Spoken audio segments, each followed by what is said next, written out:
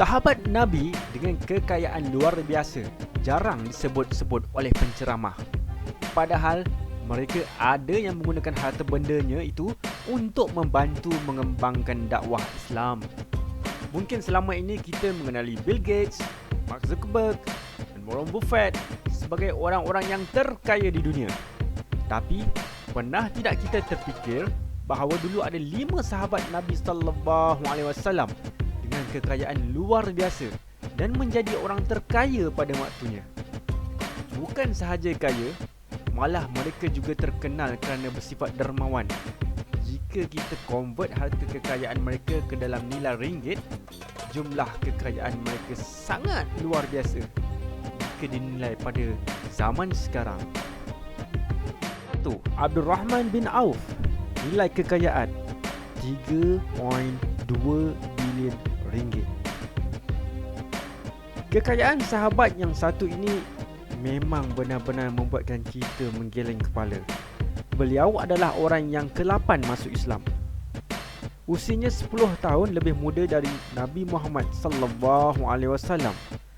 Beliau mengikuti semua peperangan dalam sejarah perjuangan Islam di era Nabi Muhammad sallallahu alaihi wasallam. Diriwayatkan pada suatu ketika di Madinah, beliau datang dengan sehelai sepinggang. 1 dirham pun tidak dimilikinya.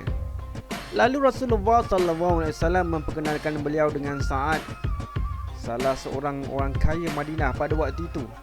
Sa'ad menawarkan setengah dari harta miliknya untuk beliau, termasuk menceraikan salah satu dari 2 orang isterinya untuk bisa dinikahi oleh Abdul Rahman bin Auf. Namun beliau menolak secara lembut dan penuh hormat sambil berkata, "Semoga Allah memberikan berkah kepadamu dengan isteri dan hartamu. Cukup tunjukkan aku di mana pasar." Aset kekayaan saat beliau wafat seperti diriwayat oleh Ibnu Hajar adalah 3.2 juta dinar. Menurut jangkaan Ibnu Hajar, nilai ini adalah hasil pengiraan dari maklumat yang mengatakan bahawa beliau ketika meninggal, setiap dari 4 orang isterinya menerima 100,000 dinar. Dengan pengiraan faraid, maka total harta yang ditinggalkan adalah 100,000 dinar kali 4 orang isteri kali 8 al-masalah, 3.2 juta keping dinar. Berat 1 dinar ialah 4.25 gram. Harga pasaran 1 dinar sekarang ialah lebih kurang RM1,000. Total nilai dinar yang dimiliki oleh Abdul Rahman bin Auf jika dinilaikan dengan wang ringgit ialah 3.2 bilion. Bukan itu sahaja, Ibnu Katsir ada meriwayatkan sumber lain menulis bahawa sewaktu meninggal dunia, Abdul Rahman bin Auf meninggalkan banyak aset yang terdiri daripada 1,000 ekor unta, 100 ekor kuda, 3,000 ekor kambing. Yang amat menarik untuk dijadikan cermin kepribadian muslimin lain. Ketika hendak meninggal dunia, beliau berwasiat memberikan 400 dinar kepada para peserta perang Badar yang masih hidup, yang jumlahnya saat itu sebanyak 100 orang. Total nilai wasiat menjadi 400 dinar kali 100 orang, jumlahnya 40,000 dinar atau setara dengan 40 juta ringgit dinilaikan sekarang. Antara yang menerimanya ialah Sayyidina Uthman radhiyallahu anhu dan Sayyidina Ali radhiyallahu anhu. Wasiat tersebut belum termasuk wasiat yang diberikan secara khusus kepada para isteri Rasulullah sallallahu alaihi wasallam yang masih hidup dengan jumlah yang besar yang tidak diketahui nilainya. Jumlahnya yang besar ini hingga mendorong Aisyah radhiyallahu anhu berdoa, semoga Allah menyirami dengan madu. Nombor 2, Zubair bin Al-Awam. Nilai kekayaan hampir 1 bilion ringgit. Diceritakan bahawa sahabat Nabi Muhammad SAW yang bernama Az-Zubair adalah seorang pahlawan. Kehebatan Zubair dalam berperang sering kali dibandingkan dengan Khalid Al-Walid yang namanya sudah tak asing lagi sebagai sahabat Nabi yang gagah perkasa.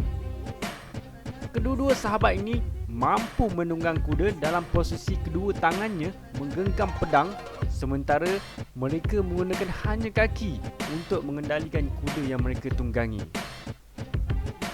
Seperti diriwayatkan oleh Al-Bukhari, Az-Zubair meninggal dunia dengan meninggalkan banyak aset kekayaan berupa tanah dan rumah. Di antaranya ialah yang berada di Rabah, ini wilayah di barat laut Madinah. 11 rumah di Madinah, 2 rumah di Basrah dan 1 rumah masing-masing di Kufah dan di Mesir. Beliau mewasiatkan 1/3 dari total harta peninggalannya untuk cucu-cucu dan 2/3 dibagi-bagikan kepada waris keluarganya. Beliau memiliki 4 orang isteri di mana setiap isteri mendapat harta senilai 1.2 juta dirham. 1 dirham bernilai RM15 sekarang. Total setiap isteri beliau dapat ialah 18.6 juta seorang. Total harta Zubair adalah 38.4 juta dirham tambah 19.2 juta dirham. Totalnya ialah 57.6 juta dirham. Jika dinilai dengan 1 dirham iaitu RM16, maka 57.6 juta dirham senilai dengan RM921 juta, iaitu hampir 1 bilion. Jadi itulah harta kekayaan Zubair bin Awam. Yang ketiga, Osman bin Affan. Nilai kekayaan ialah 833.5 juta ringgit. Total tunai yang dimiliki oleh beliau ialah 30 juta dirham dan 150,000 dinar. Beliau juga mengeluarkan sedekah sebanyak 200,000 dinar. Mempunyai unta sebanyak 1,000 ekor. Jika kita nilai dengan wang ringgit sekarang, 30 juta dirham bernilai 480 juta ringgit. Dinar total 350 juta ringgit. Unta 1,000 ekor 3.5 juta ringgit. Jumlah keseluruhan ialah 833.5 juta ringgit. Ini tidak termasuk pembelian sumur di rumah sekitar 5 km dari Masjid Nabawi yang diwakafkan untuk keperluan masyarakat senilai 35,000 dirham.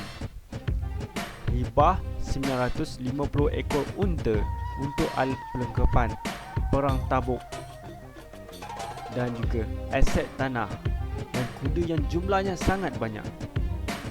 Begitulah harta kekayaan Osman bin Affan. Nombor 4, Talha bin Ubaidillah. Nilai kekayaan 240 juta ringgit.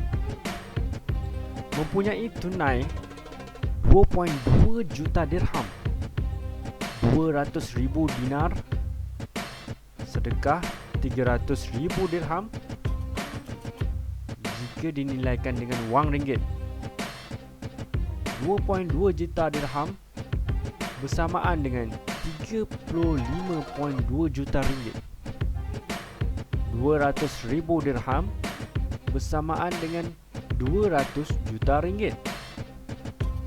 300,000 dirham bersamaan dengan 4.8 juta ringgit. Jumlah kekayaan Talha bin Ubaidillah adalah 240 juta ringgit. Nombor 5, Sa'ad bin Abi Waqqas. Nilai kekayaan 4 juta ringgit.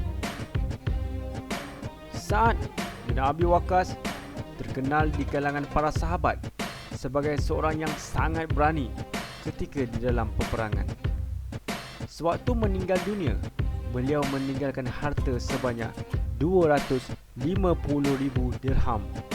Jika dinilaikan kepada wang ringgit, ia berjumlah RM4 juta ringgit. Untuk menjadi seorang Muslim yang baik, tidak semestinya kita kena hidup dalam kemiskinan. Para sahabat telah membuktikan, yakni orang kaya juga boleh menjadi seorang Muslim yang baik. Malah ada di antaranya dijamin syurga. Orang yang paling malang ialah miskin di dunia dan di akhirat pun tak nak berusaha untuk mendapatkan kekayaan. Rugi di dunia, rugi di akhirat. Miskin di dunia, miskin di akhirat.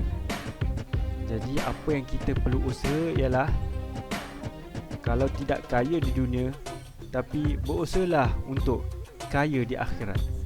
Sekian, wassalam.